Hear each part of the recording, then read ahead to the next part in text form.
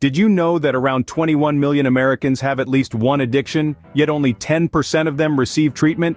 Shocking, isn't it?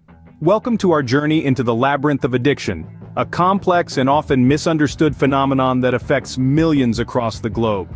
It's a world where the lines between choice and compulsion blur, where the mind battles against itself. Addiction, as we know, is not limited to substances like alcohol, drugs, or nicotine. It also encompasses behavioral patterns such as gambling, internet usage, or even shopping, that seem harmless at first but can spiral out of control, leading to destructive consequences. Now let's delve into the factors contributing to addiction. Picture this as a three-legged stool, with each leg representing a different factor: biological, psychological, and social. The biological leg comprises of our genetic makeup and brain chemistry. Just like how some of us are more prone to certain physical ailments due to our DNA, our genetic coding can also make us more susceptible to addiction. Next, we have the psychological leg. This includes our mental health, our coping mechanisms, and our emotional state. People grappling with mental health issues like depression or anxiety may turn to substances or behaviors as a form of self-medication, paving the way for potential addiction. The last leg is the social factor. Our environment, cultural norms, peer pressure, and even socioeconomic status play a significant role in shaping our behaviors, including addictive tendencies. Each of these factors doesn't operate in isolation. They interplay in complex ways, making addiction a multifaceted issue that's as unique as the individual experiencing it. Think about it.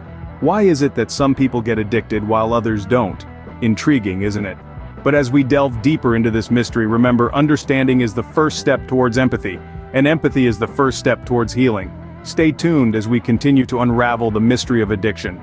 Ever wondered why it's so hard to say no to that extra slice of cake or one more episode of your favorite show? That's your brain's reward system at work. The reward system of our brain is a group of neural structures responsible for motivation, desire, and pleasure. Addictive substances or behaviors stimulate this system, releasing feel-good chemicals like dopamine. This surge of dopamine reinforces the pleasurable behavior, leading us to repeat it. Now let's delve into the role of dopamine. Dopamine is often labeled as the feel-good neurotransmitter. It's released when we do something we enjoy, like eating a delicious meal or finishing a challenging puzzle. But here's the catch. Dopamine doesn't just respond to rewards, it also anticipates them. That's why just thinking about that slice of cake can make your mouth water. However, when addiction comes into play, things get a bit more complicated. Addictive substances can release 2 to 10 times the amount of dopamine that natural rewards do. They do this more reliably, and they do it fast. This powerful, reliable, and quick dopamine hit can lead to substance misuse as the brain starts to prefer these artificial means over natural ones. So, you see, it's not always your lack of willpower that makes you reach for that extra slice of cake or play one more level of your video game. It's your brain being tricked into wanting more of what's not necessarily good for you. It's like your brain is that mischievous friend who convinces you to pull an all-nighter watching a show, then conveniently sleeps in while you yawn your way through the next day. But hey, don't be too hard on your brain, it's just trying to keep things exciting. Just remember, moderation is key. Remember to press the like button if you've ever been tricked by your own brain. And don't forget to subscribe for more enlightening content. Why is quitting cold turkey easier said than done? It's not just about willpower, folks. The struggle of overcoming addiction is often a steep uphill battle, where the enemy is not an external force, but an internal one. It's like trying to quiet a storm within yourself, a storm that's been fueled by a cycle of dependency. Let's break it down. When a person becomes addicted, their body undergoes physical changes. The substance they're addicted to has been acting as a crutch, filling a void or numbing pain. When that crutch is suddenly removed, their body reacts. This reaction is often in the form of withdrawal symptoms, physical manifestations that can range from mild discomfort to severe, even life-threatening conditions. These symptoms can include anything from restlessness and insomnia to heart palpitations and seizures. It's like the body is crying out for the substance it's grown accustomed to. And this, my friends, is where the concept of tolerance comes into play. Tolerance is a sneaky accomplice in the cycle of addiction. It's when the body becomes so used to a substance that it requires more and more of it to achieve the same effect. It's a dangerous game of escalation where the stakes are always on the rise. But it's not just a physical battle. There's a psychological war being waged as well. The mind also becomes accustomed to the substance, associating it with relief, pleasure, or escape. This association is powerful, often causing intense cravings and a preoccupation with the substance.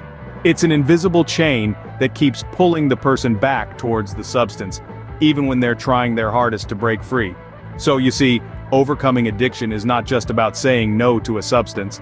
It's about rewiring the body and the mind, breaking free from the chains of dependency and tolerance, and weathering the storm of withdrawal. It's about fighting a battle where the enemy is within, constantly testing your resolve. Imagine fighting a battle where the enemy is within. Tough, right? Is there light at the end of the tunnel? Absolutely, but the journey is not a straight line. This is a truth we must acknowledge when we start talking about the path to recovery from addiction. It's a winding road with peaks and valleys, but it's a road that can, indeed, lead to a brighter, healthier future. Among the various treatment methods available, counseling plays an essential role. It's through counseling that individuals can delve into the root causes of their addiction, confront their fears, and learn new coping mechanisms. It's a space for self-discovery, for growth, and for healing. Then, there's medication. For some, medication can help manage withdrawal symptoms, reduce cravings, and restore balance in the brain. It can be a lifeline during those early, turbulent days of recovery. Support groups also play a pivotal role. They provide a sense of community, of shared experiences. They remind individuals that they are not alone in their struggles, that there are others who understand what they're going through. In these groups, individuals can find strength, encouragement, and hope. But here's the key. There's no one-size-fits-all treatment. Each individual's journey is unique, and so must be their treatment plan. Personalized treatment plans that take into account an individual's history, circumstances, and needs are crucial in facilitating effective recovery. Now let's talk about relapses. They can be disheartening, yes, but they are also a part of the recovery process. They do not signify failure. Instead, they offer an opportunity to reassess and adjust the treatment plan, to learn, to grow, and to continue moving forward. Addiction is a chronic disease, but like other diseases, it's treatable. The road to recovery may be bumpy, but it's definitely worth it. Remember, it's not about the speed of the journey, but the direction. And with every step taken towards recovery, no matter how small, the light at the end of the tunnel grows brighter. Can understanding addiction make a difference? You bet it can. Let's unpack this. Imagine for a moment, you're lost in an unfamiliar city without a map. It's easy to feel overwhelmed, right? Well, that's what it feels like for someone grappling with addiction. They're lost in the maze of their own mind, and understanding what they're going through is the first step towards finding a way out. When we understand that addiction is not a choice, but a disease, a chronic brain disorder, it changes our perspective. We begin to see the person behind the addiction, not just the behavior. And with this understanding comes compassion. Compassion is like a healing balm for the wounds of addiction. It can soothe the pain, ease the shame, and ignite the spark of hope that fuels the journey to recovery. Now let's talk about the role of family and community support in this journey. Picture a tightrope walker. It takes a lot of courage to walk on that thin wire, high above the ground. But knowing that there's a safety net underneath gives them the confidence to keep moving forward. That's what family and community support does for a person fighting addiction. It acts as a safety net, providing emotional support, encouragement, and a sense of belonging. It reassures them that they're not alone, that people care, and that recovery is possible. It's important to remember, though, that support is not just about being there for the person. It's also about understanding their struggle and offering help in a way that respects their autonomy and dignity. It involves patience, empathy, and sometimes, tough love. It's not easy, but it's crucial. So, the next time you encounter addiction, remember, it's not a choice, it's a disease.